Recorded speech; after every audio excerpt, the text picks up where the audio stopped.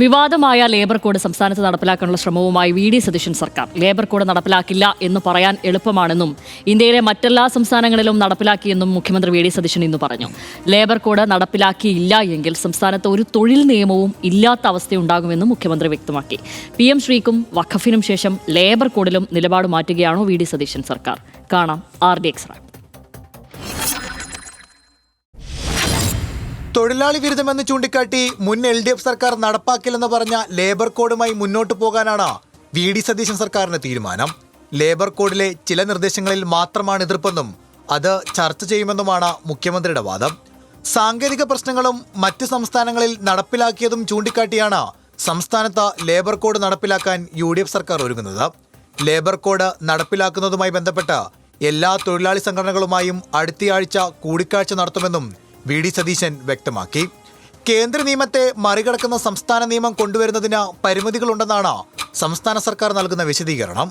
കേന്ദ്ര ലേബർ കോഡിന് കീഴടങ്ങാനുള്ള V D Satheesan സർക്കാരിന്റെ നിലപാടിനെതിരെ വിമർശനം ശക്തമായിട്ടുണ്ട്. വഖഫ് ബോർഡുമായി ബന്ധപ്പെട്ട വിവാദങ്ങളിൽ പിണറായി വിജയൻ സർക്കാരിനെതിരായ പഴി വി ഡി സതീശൻ ഇന്നും ആവർത്തിച്ചു. വഖഫ് ബോർഡിന്റെ രൂപീകരണം വൈകിപ്പിച്ചതാണ് അടിസ്ഥാന പ്രശ്നമെന്നാണ് മുഖ്യമന്ത്രിയുടെ ആരോപണം. കഴിഞ്ഞ ദിവസം നടത്തിയ സ്ത്രീവിരുദ്ധ പരാമർശങ്ങളെ പൂർണ്ണമായും ന്യായീകരിച്ചായിരുന്നു മുഖ്യമന്ത്രിയുടെ ഇന്നത്തെ പത്രസമ്മേളനം. RDX news Malayalam.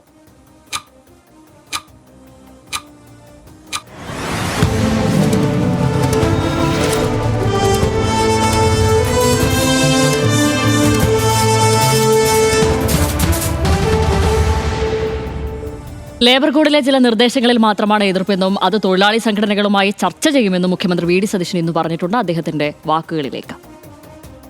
ഇത് പാർലമെന്റ് പാസ്സാക്കിയ നിയമമാണ്. ഇതിന്റെ പ്രശ്നം എന്ന് വെച്ച് കഴിഞ്ഞാൽ ഒരു തൊഴിൽ നിയമവും പ്രാബല്യത്തിലില്ല. അപ്പോൾ നമ്മളൊരു അനിശ്ചിതത്വമുണ്ട് ഈ രംഗത്ത്. നടപ്പാക്കില്ല എന്ന് പറയാൻ എളുപ്പമാണ്, പക്ഷേ ഒരു തൊഴിൽ നിയമവും പ്രാബല്യത്തിലില്ലാത്ത സ്ഥിതി വരും. നേരത്തെ തൊഴിൽ നിയമങ്ങളെല്ലാം ഇല്ലാതായി. ഒരു തൊഴിൽ നിയമവും ഇല്ലാതെ ഈ തൊഴിലാളികളെ പ്രൊട്ടക്റ്റ് ചെയ്യാൻ പറ്റുമോ?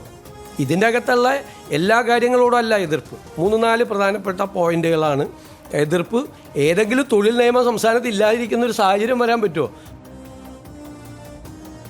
ചില ഡേറ്റകൾ കൂടി പരിശോധിച്ച് കഴിഞ്ഞാൽ ആശങ്കകൾ എന്തൊക്കെ എന്നുള്ളതാണ് ആദ്യം പരിശോധിക്കുന്നത്. 8 മണിക്കൂർ ജോലി എന്നുള്ളത് 12 മണിക്കൂറായി വർദ്ധിപ്പിക്കാൻ സാധ്യതയുണ്ട്. ട്രേഡ് യൂണിയനുകൾ രൂപീകരിക്കുന്നതിനും പണിമുടക്കുന്നതിനുമുള്ള അവകാശങ്ങൾ തടയുന്നു. പണിമുടക്ക് നടത്തുന്നതിന് 14 ദിവസത്തെ മുൻകൂർ നോട്ടീസ് നൽകണം. സ്ഥിരം തൊഴിൽ ഭീതി മാറ്റി കരാർ നിയമന രീതി വർദ്ധിക്കാൻ ഇത് ഇടവരുത്തും. മറ്റൊന്ന്, തൊഴിലാളികളുടെ തൊഴിൽ സുരക്ഷ ഇല്ലാതാകുമെന്ന പ്രധാന ആശങ്കയാണ്. 300 വരെ തൊഴിലാളികളുള്ള സ്ഥാപനത്തിൽ സർക്കാർ അനുമതി ഇല്ലാതെ പിരിച്ചുവിടൽ നടത്താം. ഗിഗ് തൊഴിലാളികളെ സ്വയം തൊഴിൽ ചെയ്യുന്നവരായി കണക്കാക്കുന്നതിനാൽ കമ്പനികൾക്ക് ബാധ്യത ഉണ്ടാകുന്നില്ല. സ്ഥാപനങ്ങളിൽ ഇൻസ്പെക്ഷൻ നടത്താൻ മുൻകൂർ അനുമതി വേണമെന്നത് മിന്നൽ പരിശോധനകൾക്ക് തടയിടുകയും ചെയ്യും. അതായത് ഇത് വഖഫിലും PM ശ്രീയിലും ഉള്ളതുപോലെ തന്നെ അതുമായി ചിലപ്പോൾ മുന്നോട്ട് പോയേക്കാം. അത് മുന്നോട്ട് പോകാതെ മറ്റു മാർഗമില്ല എന്നുള്ളതാണ് മുഖ്യമന്ത്രി ഇന്ന് പറഞ്ഞു വയ്ക്കുന്നത്. ഇതിനകത്ത് അദ്ദേഹം എന്താണെന്ന് വെച്ചാൽ ഇതിനകത്ത് അദ്ദേഹം പറഞ്ഞതിലൊരു പോയിന്റ്, അതായത് ഇപ്പം നിയമങ്ങളൊന്നുമില്ല എന്നുള്ള അദ്ദേഹം പറഞ്ഞതാണ്. പക്ഷേ അദ്ദേഹത്തിൻ്റെ തന്നെ കോൺഗ്രസ് പാർട്ടിയുടെ INTUCയുടെ ഒരു പ്രസ്താവന ഇതുമായി ബന്ധപ്പെട്ടുള്ള ഞാനങ്ങ് വായിക്കാം. നമുക്ക് ഒരുപാട് സമയമില്ലല്ലോ, അതുമാത്രം വായിക്കാം. അതായത് എന്താണ് പൊതു അവലോകനം? നിയമം എന്ന വാക്ക് തന്നെ എടുത്തു കളഞ്ഞിരിക്കുന്നു. വളരെ ദുർബലമായി കോഡ് എന്ന വാക്ക് ഉപയോഗിച്ചിരിക്കുന്നു. കോഡ് 2019 എന്നും കോഡ് 2020 എന്ന് പറഞ്ഞിരിക്കുന്നതിലൂടെ തൊഴിൽ നിയമങ്ങളെല്ലാം മോദി സർക്കാരാണ് രാജ്യത്ത് നടപ്പിലാക്കിയത് എന്ന പുതിയ ചരിത്രം രചിക്കാൻ ശ്രമിക്കുന്നു.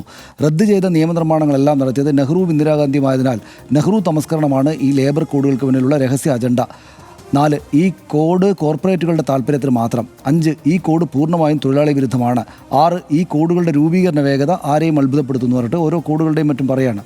അപ്പോൾ നമുക്ക് വിശദമായിട്ട് പിന്നീട് ചർച്ച ചെയ്യാം. പക്ഷേ INTUC അടക്കമുള്ള തൊഴിലാളി സംഘടനകൾ കോൺഗ്രസിൻ്റെ നിന്ന് പറയാവുന്ന തൊഴിലാളി സംഘടനയാണല്ലോ. അപ്പോൾ അവരടക്കം ഇങ്ങനെ വിശാലമായിട്ടുള്ള വിമർശനങ്ങൾ ചൂണ്ടിക്കാണിക്കുന്ന ഒരു ലേബർ കോഡ് കോൺഗ്രസ് മുഖ്യമന്ത്രി ഭരിക്കുന്ന കാലത്ത് നടപ്പാക്കാൻ പറ്റുമോ രാഷ്ട്രീയമായിട്ട് എന്ന ചോദ്യം സ്വാഭാവികമായിട്ടും ചർച്ചയായിട്ട് വരുമായിരിക്കും. പിരിച്ചുവിടൽ സംബന്ധിച്ച ചട്ടങ്ങളിൽ വ്യക്തതയില്ലാത്തതും ഇത് നടപ്പാക്കുമ്പോൾ സംഭവിക്കാവുന്ന ആശങ്കകളുമാണ് പുതിയ തൊഴിൽ നിയമനത്തിനെതിരായ പ്രതിഷേധങ്ങൾക്ക് കാരണം. അടച്ചുപൂട്ടൽ, ലേ ഓഫ് എന്നിവ നടത്തുന്നതിന് നിർബന്ധമായും സർക്കാർ അനുമതി വേണമെന്നുള്ള വ്യവസ്ഥയിൽ വെള്ളം ചേർത്തുവെന്ന ആരോപണവും ശക്തമാണ്. തൊഴിലാളി സമൂഹം പതിറ്റാണ്ടുകളുടെ പോരാട്ടങ്ങളിലൂടെ നേടിയെടുത്ത തൊഴിൽ അവകാശങ്ങളും ആനുകൂല്യങ്ങളും കോർപ്പറേറ്റുകൾക്ക് വേണ്ടി ഇല്ലാതാക്കുകയാണെന്നും വിമർശനം ഉയർന്നിരുന്നു. പുതിയ തൊഴിൽ കോഡുകൾ തൊഴിലാളികളെ എങ്ങനെയാണ് ബാധിക്കുക എന്നതിന്റെ നേർചിത്രം കുറച്ച് ദിവസങ്ങൾക്ക് മുൻപ് തന്നെ നമ്മുടെ മുൻപിലേക്ക് എത്തിയിരുന്നു എന്നതും ഓർക്കേണ്ടതുണ്ട്. മാത്രവുമല്ല, ലേബർ കോഡിനെതിരെ രാജ്യവ്യാപകമായി സമരം ചെയ്തവരിൽ കോൺഗ്രസിന്റെ തൊഴിലാളി സംഘടനയായ INTUCയും മുൻനിരയിൽ തന്നെ ഉണ്ടായിരുന്നുവെന്നതും വസ്തുതയാണ്. ആ സമരങ്ങളിൽ അടക്കം പങ്കെടുത്തവർ സംസ്ഥാനത്തെ മന്ത്രിസഭയിൽ മുൻനിരയിൽ തന്നെ ഉണ്ടെന്നതാണ് ഏറ്റവും കൗതുകം. എന്നിട്ടും PM ശ്രീക്കും വഖഫിനും ശേഷം സാങ്കേതികത്വം പറഞ്ഞ് ലേബർ കോഡിന് അനുമതി നൽകാനാണ് VD സതീശന്റെ നീക്കം. നിയമത്തിലെ ചില വ്യവസ്ഥകളിൽ എതിർപ്പുണ്ടെന്ന് പറയുമ്പോഴും അത് നടപ്പാക്കാൻ തീരുമാനിച്ചാൽ അതെല്ലാം സംസ്ഥാനത്ത് ബാധകമാകുമെന്നത് VD സതീശൻ സർക്കാർ ഓർക്കേണ്ടതുണ്ട് എന്ന് മാത്രം പറഞ്ഞ് അവസാനിപ്പിക്കുന്നു. RDX അവസാനിക്കുന്നു. Good night. Good night.